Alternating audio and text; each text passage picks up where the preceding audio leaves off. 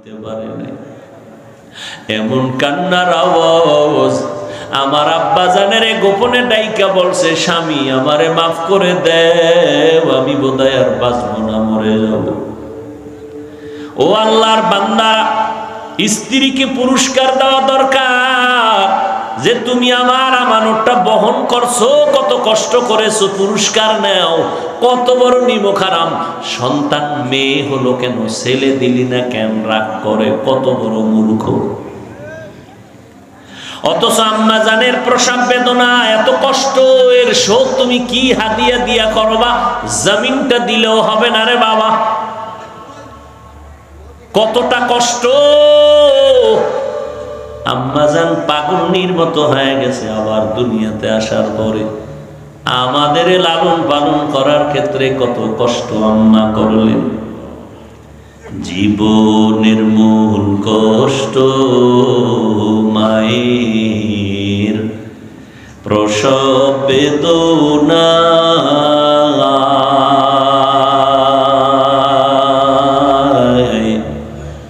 সাত আসমান সাত জমিন তখন মায়েরই মাথায়। জীবনের মূল কষ্ট মায়ের প্রসব বেদনা, সাত আসমান সাত জমিন তখন মায়েরই মাথায়। আমার সুন্দর মুখ দেখে মায়ের, আমার সুন্দর মুখ দেখে মায়ের,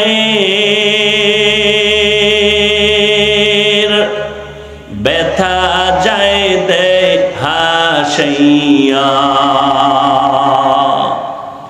ও আমার প্রাণের মা, মা গো মা, কোথায় গেলে মোরে ছাড়িয়া? জনম দুঃখী ইয়াতীম আমি, চাই না কেহ ফিরিয়া। আমি যখন ছিলাম আমার মায়েরই উদরে,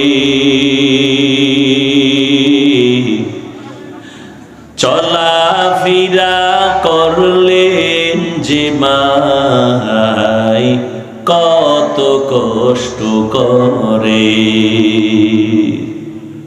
আমি যখন ছিলাম আমার মায়েরই উদরে, চলাফেরা করলেন যে মাই, কত কষ্ট করে। এমন মাকে কেমনে আজি, এমন মাকে কেমনে আজি যাব আমি ভুলিয়া। ও আমার প্রাণের মা, মা গো মা, কোথায় গেলে মোরে ছাড়িয়া? জনম দুঃখী ইয়াতীম আমি, চাই না কেহ ফিরিয়া। এরে আল্লাহর বান্দারা, নবী বলেন, ও কন্যাদের বাবা, আল্লাহ কন্যা দিলে শুকর আদায় করিও। 5টা ছেলে দিলে যা না হবে, একটা কন্যা দিয়ে তার থেকে বেশি উপকার হবে। তোমার ওই 5টা ছেলে হলে কি হবে যদি ছেলেগুলো চরিত্র হারা হয়ে যায়?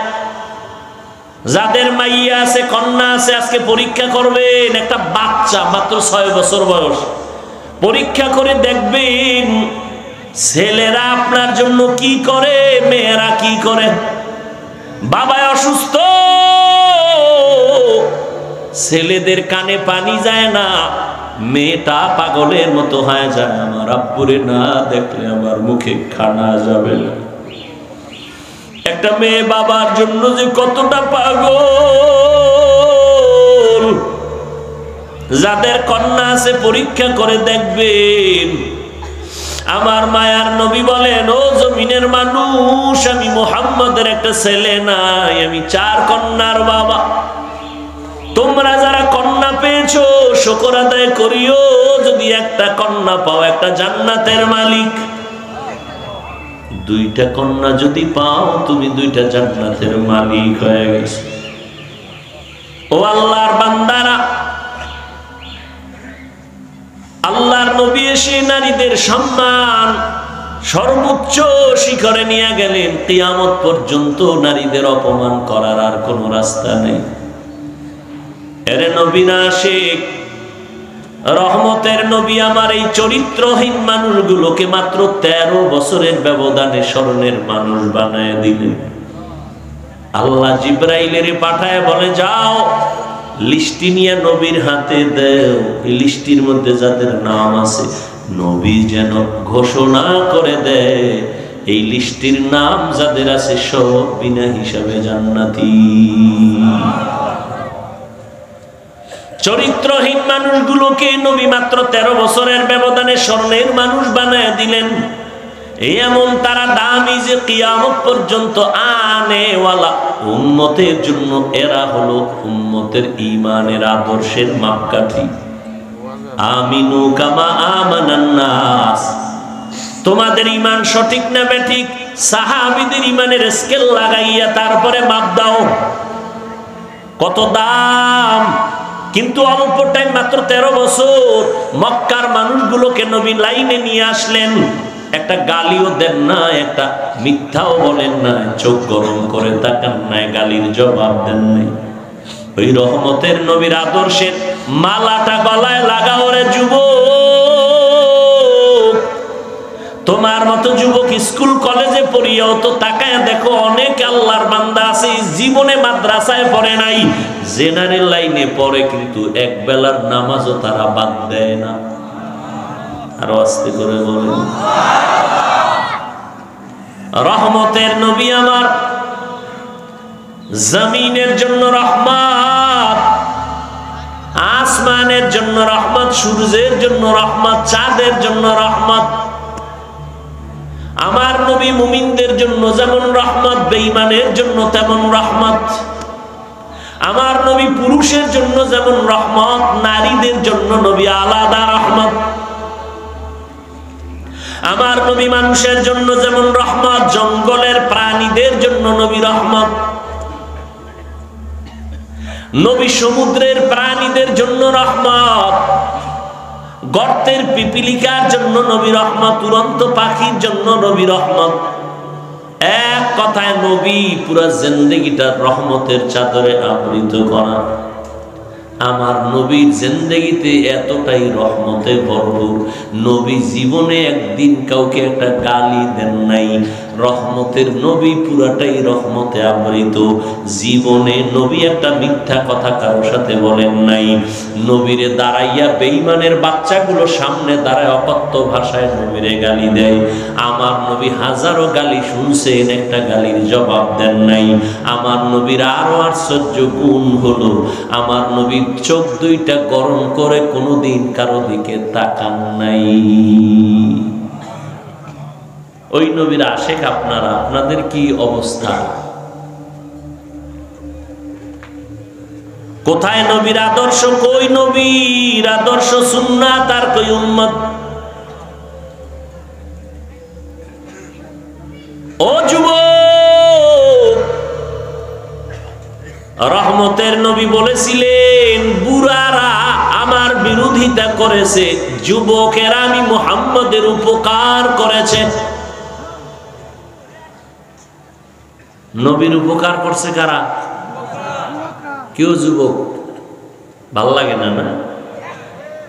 দুনিয়ার আকাম করবি আর জুতার বাড়ি খাবি, আর মরার পরে সবাই বদদোয়া করবে, এটা খুব ভালো।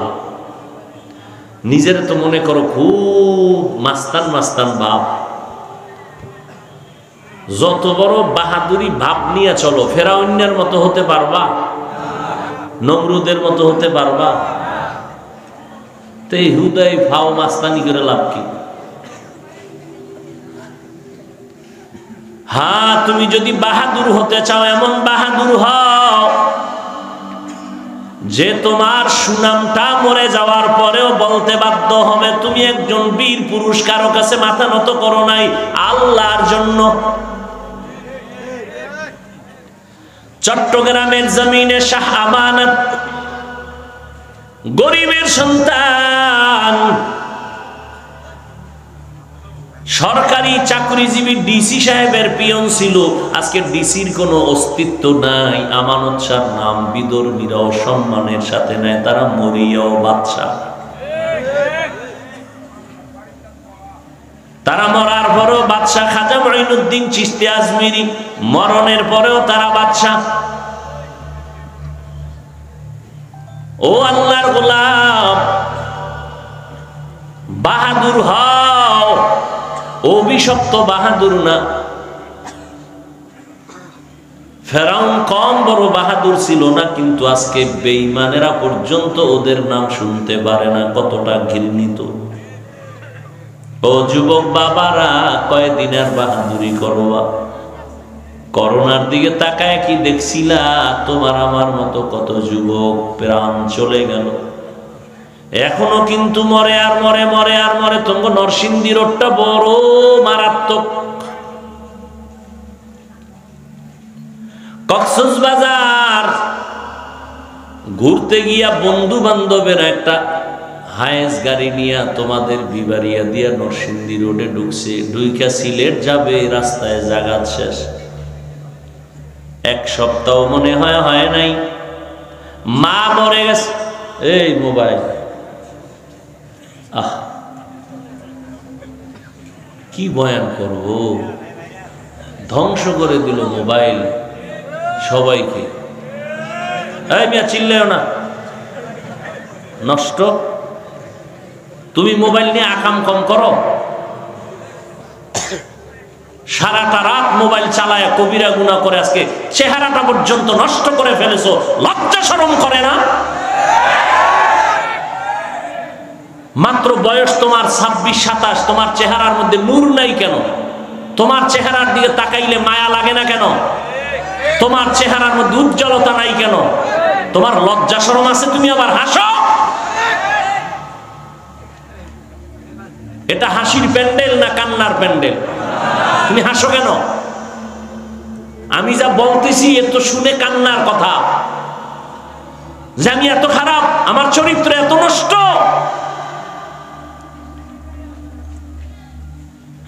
অথচ তুমি কাজী নজরুলের ইতিহাস পড়ো, রবীন্দ্রনাথের ইতিহাস পড়ো, তাদের হাত তো তোমার থেকে একটা বেশি ছিল না, তাদের মাথাটা তোমাদের থেকে 1.5 কেজি ওজন বেশি ছিল না। তোমার মতোই তো যুবক, তোমরা স্কুল কলেজ ভার্সিটিতে যে সমস্ত লেখকের ইংলিশ বই পড়া ইংরেজি শিখছো, যেই সমস্ত লেখকের অঙ্ক বই পড়ে তোমরা অঙ্ক শিখলা, ওই আল্লাহর বান্দাদের কপাল কত ভালো যে তাদের লেখা বই সব ছেলে মেয়েরা বুকে লাগায় পড়ে, অথচ তাদের ঠিকানাও জানে না, পরিচয় নাই। তুমি মরিয়া গেলে জাতি কি তোমারে নিয়ে স্মরণ করে বুকে লাগাবে? এমন কি করেছো বলো? বরং এই মোবাইলের কারণে তোমার চরিত্রটা এত খারাপ, মনে হয় তুমি মরিয়া যদি যাও, আল্লাহ না করুন, তোমার মনে মনে মাও খুশি হবে, বাবাও খুশি হবে, কারণ তোমার চরিত্রের কারণে মা বাবা জায়গায় জায়গায় লজ্জা পায়। তোমার উপরে শিক্ষকের বরদোয়া, তোমার উপরে মা বাবার বরদোয়া, তোমার উপরে ওলামায়ে কেরামের বরদোয়া, তোমার উপরে এলাকার মুরব্বীদের বরদোয়া। তাহলে তুমি মরলে সবাই খুশি। এবার বালিশে মাথা লাগায় চিন্তা করো, জীবনে কামাই করলা কি? সবার বরদোয়া। অথচ তোমার মতো একটা যুবক আল্লাহ এত পরিমাণ তোমাকে গুণ দান করছেন যে তোমার গুণে পুরা পৃথিবীটা পাগল পারা হয়ে যাবে, তোমার আলোতে গোটা দুনিয়াটা আলোকিত হয়ে যাবে। তুমি যুবকের মেধা দিয়া গোটা দুনিয়াটাকে নিয়ন্ত্রণ করতে পারবা, সেই মেধা আল্লাহ তোমারে দান করছেন। ইহুদি বেঈমানের গোষ্ঠীরা নাপাক জাতি, নাপাক খায়, ওরা যদি গোটা দুনিয়াটারে কন্ট্রোল করতে পারে, তুমি শ্রেষ্ঠ নবীর উম্মত হয়ে কেন পারবা না? সৃষ্টিগতভাবে নারীর তুলনায় পুরুষের জ্ঞান কম না বেশি? তো নারী যদি দেশ চালাইতে পারে, তোমার মেধা কই? তুমি নিজেকে এত কি বলে একেবারে দুর্বল মনে করলা কেন? তোমার ভেতরগত স্পৃহা কোথায়? তুমি পারো না আন্তর্জাতিক মানের একটা সম্মানের সন্তান জমিনে পাও রেখে যাবা, মরে গেলে যেন তোমার নামে সম্মানের ইতিহাস তৈরি হয়।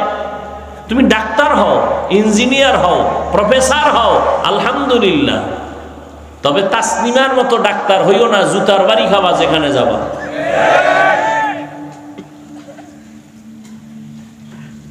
তোমার মধ্যে কি দুর্বলতা বলো তো? কি অভাব? কি তোমার কিসের অভাব?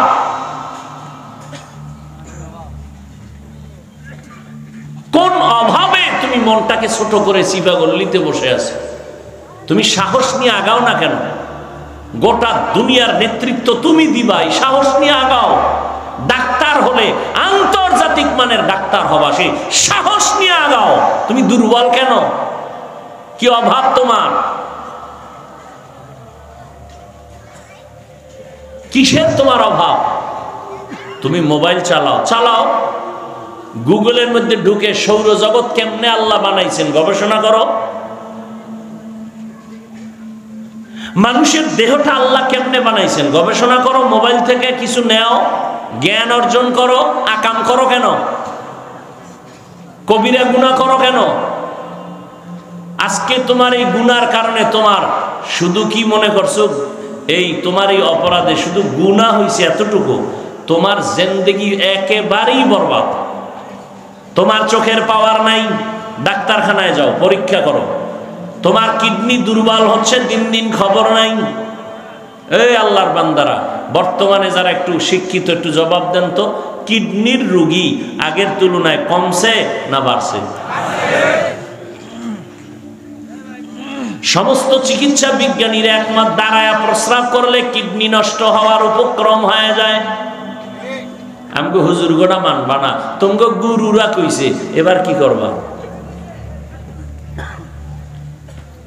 নবী বলছেন দাঁড়াইয়া পানি পান করবা না, খাবা না। চিকিৎসা বিজ্ঞানীরা বের করছে দাঁড়াইয়া পানি পান করলে সমস্যা কি। আজ তারা ফলাফল বের করেছে, গুগলে সার্চ দাও, পেয়ে যাবা। দাঁড়াইয়া পানি পান করলে কিডনির উপর আক্রমণ হবে।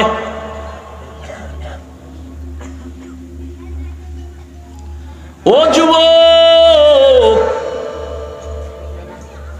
আমি যে এতক্ষণ তোমাদের চিল্লায় বলতেছি, একবারও কিন্তু বলি নাই স্কুল ছেড়ে দাও, কলেজ ছেড়ে দাও, আমগো মতো হুজুর হয়ে যাও, একবারও বাধ্য করে বলি নাই।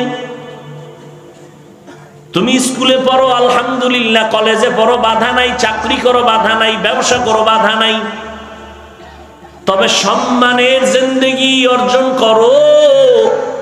মরে গেলেও যেন সবাই দোয়া করে, সম্মান করে। আর এই সম্মানের জীবনটা বড় দামি জীবন। এইটা যদি অর্জন করতে চাও, দুইটা পুঁজি লাগবে, না হয় আল্লাহর কসম কোনোদিন সম্ভব না। কটা লাগবে? গুগলে সার্চ দিয়াও পাবা। তারপর আমি বলে গেলাম, আমি তোমার কলিজার আপন হয়ে বলে গেলাম, দুনিয়াতে তোমার আপন কেউ নাই, কেউ নাই, কেউ নাই, সব স্বার্থপর। স্বার্থে আঘাত লাগছে, মোবাইলের নাম্বার নাই, ডিলিট। একমাত্র তোমাদের কলিজার আপন বর্তমানে ওলামায়ে কেরাম, আর কেউ না। আর সব স্বার্থপর। স্বার্থে আঘাত লাগবে, তোমার ডিলেট মানে কি নাম্বার ডিলেট না, তোমার কল্লা দেহ থেকে ডিলেট করে দিবে। আল্লাহ হেদায়েত দান করুন। দুই পুঁজি লাগবে সম্মানের জিন্দেগি যদি চাও, ডাক্তার হইয়াও যদি সম্মানের সিঁড়িতে বসতে চাও, দুই পুঁজি লাগবে, না হয় কপালে খারাপই আছে। ওই দুইটা পুঁজির এক নাম্বার পুঁজির নাম হলো শারীরিক সুস্থতা, দ্বিতীয় পুঁজির নাম হলো চরিত্র সুন্দর।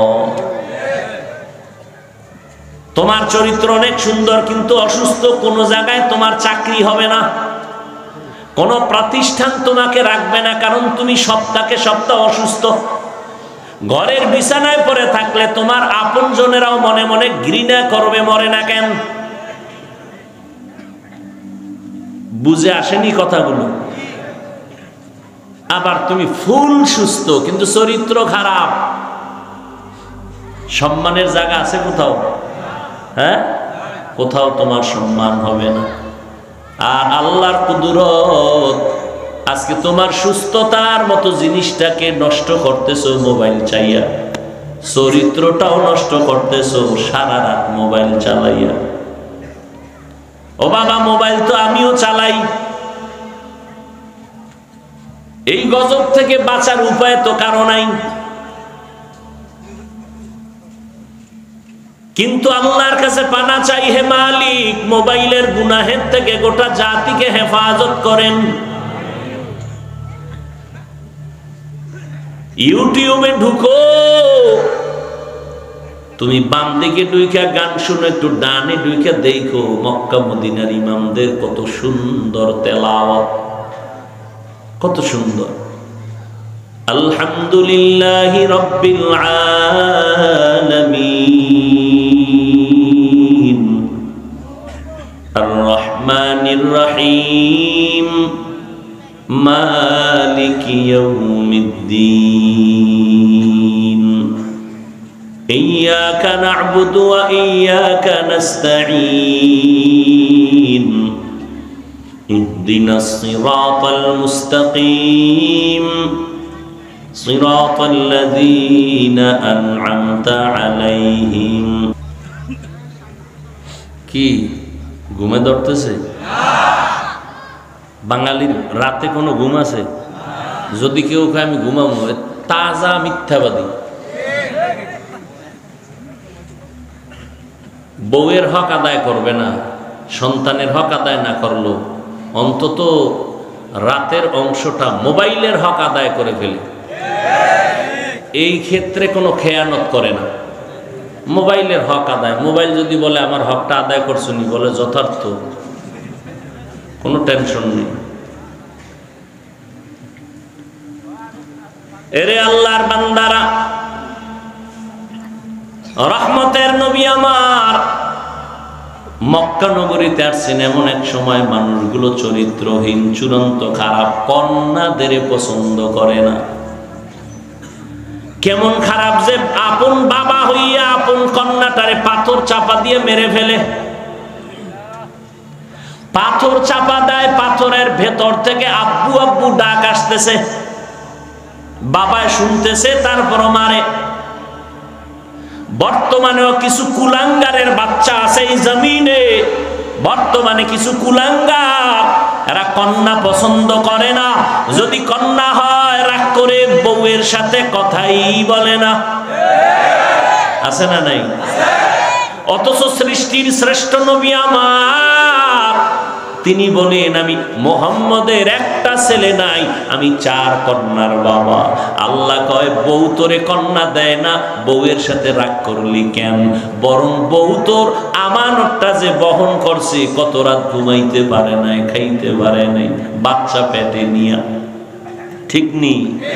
প্রসব বেদনায় কান্নার আওয়াজ, এতটা জীবনে আমার আম্মা জানের আওয়াজ বাইরে শুনে না। কিন্তু আমি যেদিন দুনিয়াতে আসবো, আম্মা জানের এমন চিৎকার পাশের বাড়ির মানুষ ঘুমাইতে পারে না, এমন কান্নার আওয়াজ। আমার আব্বা জানের গোপনে ডাইকা বলছে, স্বামী আমারে মাফ করে দেও, আমি বোধহয় আর বাঁচবো না, মরে যাব। ও আল্লাহর বান্দা, স্ত্রীকে পুরস্কার দেওয়া দরকার, যে তুমি আমার আমানতটা বহন করছো, কত কষ্ট করেছো, পুরস্কার নাও। কত বড় নিমক হারাম! সন্তান মেয়ে হলো কেন, ছেলে দিলি না কেন রাগ করে, কত বড় মূর্খ। অথচ আম্মা জানের প্রসব বেদনা, এত কষ্ট, এর শোক তুমি কি হাদিয়া দিয়া করবা? জমিনটা দিলেও হবে না রে বাবা।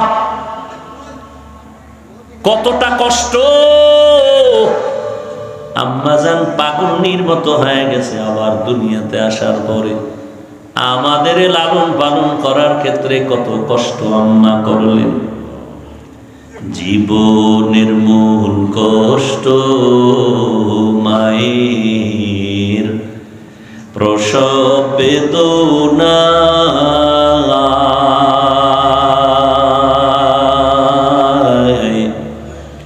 সাত আসমান সাত জমিন তখন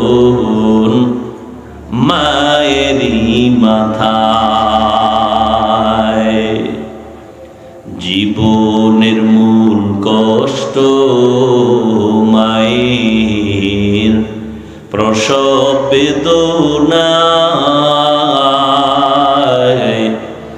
সাত আসমান সাত জমিন তখন মায়েরই মাথায়।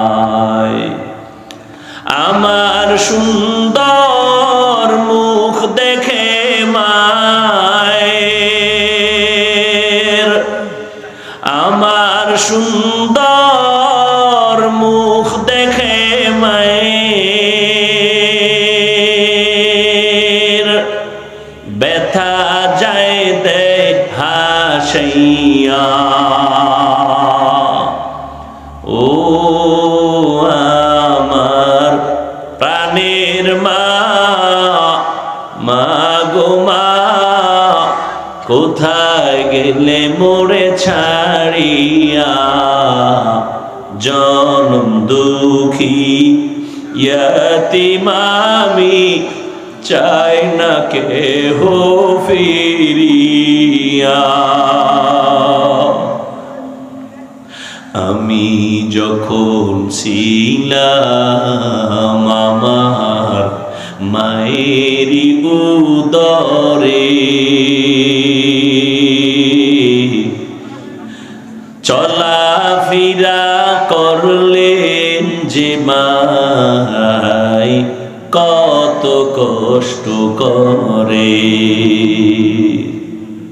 আমি যখন ছিলাম আমার মায়েরই উদরে, চলাফেরা করলেন যে মাই, কত কষ্ট করে। এমন মাকে কেমনে আজি, এমন মাকে কেমনে আজি, যাব আমি ভুলিয়া। ও আমার প্রাণের মা, মা গো মা, কোথায় গেলে মোরে ছাড়িয়া? জনম দুঃখী ইয়তীম আমি, চাই না কেহ ফিরিয়া। এরে আল্লাহর বান্দারা, নবী বলেন, ও কন্যাদের বাবা, আল্লাহ কন্যা দিলে শুকর আদায় করিও। 5টা ছেলে দিলে যা না হবে, একটা কন্যা দিয়ে তার থেকে বেশি উপকার হবে। তোমার ওই 5টা ছেলে হলে কি হবে? যদি ছেলেগুলো চরিত্র হারা হয়ে যায়। যাদের মাইয়া আছে, কন্যা আছে, আজকে পরীক্ষা করবেন। একটা বাচ্চা মাত্র 6 বছর বয়স, পরীক্ষা করে দেখবেন ছেলেরা আপনার জন্য কি করে, মেয়েরা কি করে। বাবা অসুস্থ, ছেলেদের কানে পানি যায় না, মেয়েটা পাগলের মতো হয়ে যায়, আমার আব্বুরে না দেখলে আমার মুখে খানা যাবে না। একটা মেয়ে বাবার জন্য যে কতটা পাগল, যাদের কন্যা আছে পরীক্ষা করে দেখবেন। আমার মায়ার নবী বলেন, ও জমিনের মানুষ, আমি মুহাম্মদের একটা ছেলে নাই, আমি 4 কন্যার বাবা। তোমরা যারা কন্যা পেয়েছো শুকর আদায় করিও, যদি একটা কন্যা পাও একটা জান্নাতের মালিক। 2টা কন্যা যদি পাও তুমি 2টা জান্নাতের মালিক হয়ে গেছো। ও আল্লাহর বান্দারা,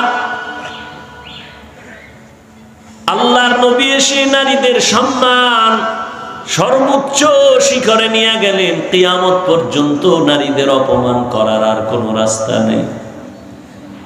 এরে নবী না আশিক, রহমতের নবী আমার এই চরিত্রহীন মানুষগুলোকে মাত্র 13 বছরের ব্যবধানে স্মরণের মানুষ বানায় দিলেন।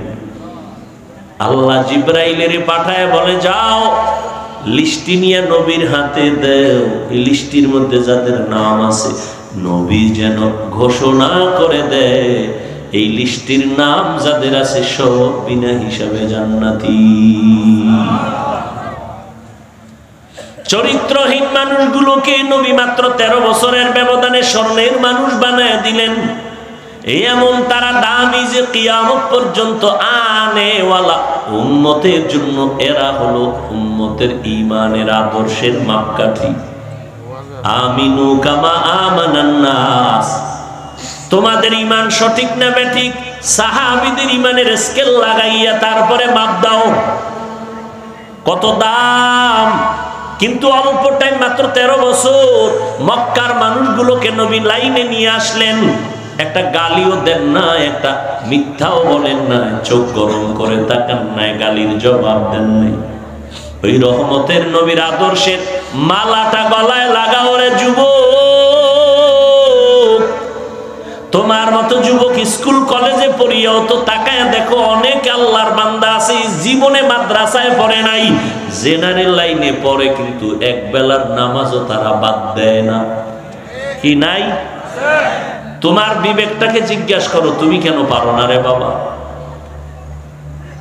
তোমরা কেন নামাজ পড়ো না? তাবলিগওয়ালারা তোমাদের পেছনে দৌড়ায়, পীর সাহেবরা দৌড়ায়, বক্তারা দৌড়ায়, কুত্তার মতো দৌড়ায়, এত মেহনত করে, পাও ধইরা বুঝায় নামাজ পড়ো, কেন পড়ো না? কোরআন কি মিথ্যা মনে করেছো? তাহলে একটা প্রমাণ বের করে দাও। এখন দাড়িটা কেটে ফেলবো, প্যান্ট শার্টটাই লাগায়া আল্লাহর বিরুদ্ধে রাস্তায় স্লোগান দিব, একটা ভুল পারলে কোরআন থেকে বের করে দাও। আর যদি বলো না সঠিক, কোনো ভুল নাই, তাহলে পায়ে হাত রেখে বলছি, যদি বলো নিচে নেমে পাও ধরলে তুমি রাজি হবা নবীর আদর্শ মানতে, বলো আমি নিচে নেমে আসি, পাও ধরে বলি। আর নবীরে কাদায়ও না, মা বাবার দোয়া নিয়া পেছনে যত অপরাধ করেছো তওবা করে আগাও, আল্লাহর কাছে তওবা করো, মনে মনে বলো, হে আল্লাহ জীবনে কত অন্যায় করেছি, আজ থেকে আর কোনোদিন মা বাবারে কষ্ট দিয়া বরদোয়া নিব না। উলামায়ে কেরামের পরামর্শ নিয়া নবীর তরিকা অনুযায়ী জীবন চালাবো। চাকরি ব্যবসা যাই করো, নবীর মুহাব্বতে 5 বেলার নামাজ আল্লাহর জন্য পড়িও রে বাবা, আল্লাহর মুহাব্বত নিয়ে চলবা। আল্লাহ পাক রব্বুল আলামিন সবাইকে গুনাহমুক্ত হইয়া মা বাবার দোয়া নিয়া উলামায়ে কেরামের পরামর্শে নবীর তরিকা মেনে চলার সবাইকে তৌফিক দান করেন, আমিন।